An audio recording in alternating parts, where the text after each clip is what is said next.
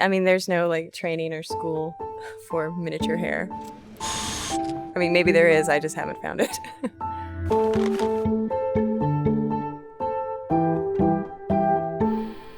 My name is Jessica Lynn, and I am the head of hair and fur.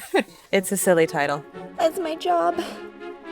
What's really cute about Norman's hair is it does have its own little personality. There are all those great moments when he is combing his hair and you see that it just sort of goes whoonk and goes right back up. Awesome. We didn't want it to look like Coraline. I think because Coraline had that kind of synthetic hair, and it was like, well, let's see if we can make it out of something else. Oh, I have an idea. Norman's hair is made out of goat hair, and then we dye it using regular box dye that you can buy at the grocery store.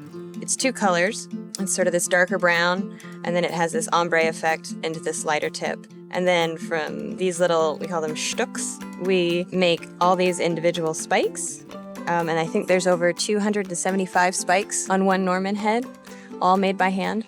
And each spike is then hand glued onto his little wig cap, and it takes about just a little under a week to build one Norman wig. I mean, that's what's sort of funny about these wigs, is there are lots of little parts, like Neil has tons and tons of little curls all built up to kind of make this one massive structure. These are pectorals. Neil's hair is made out of plant fibers and synthetic fibers. It's a mix of both of those textures and a lot of different colors. You can see there's even some green. And we clip a bunch of hair from these strands that we then hot glue to these little wires.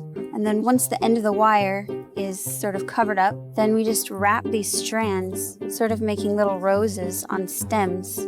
Then after we have hundreds of them, we cut the stems off and glue them to his head. And we refer to pictures of him to make sure that we get a big red curl and a little yellow curl kind of in the same spot every time. How you doing, little guy?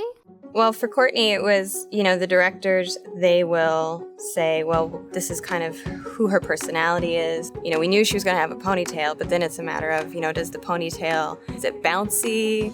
Does it just, hang kind of limp? I mean, it does describe a lot of who she is as a person. They kind of talked about it like, I think kind of like a dog's tail.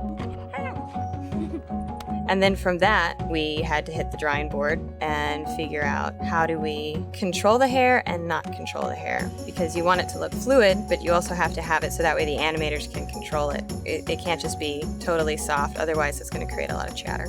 We talked about how I think it was forcible on Coraline. I had said something about that sometimes hair is better when you're not trying to control it too much. It's about like these 2 points. So none of this is glued, so it creates a bit of tension.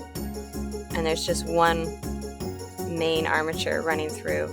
Perfect. Now the geeks are in charge. The animators bring so much to some of these wigs. We do, build them to move, but every once in a while somebody does something and you're like, wow, that looks really good. We've done our job if you don't think about the hair, if you're just focused on the performance.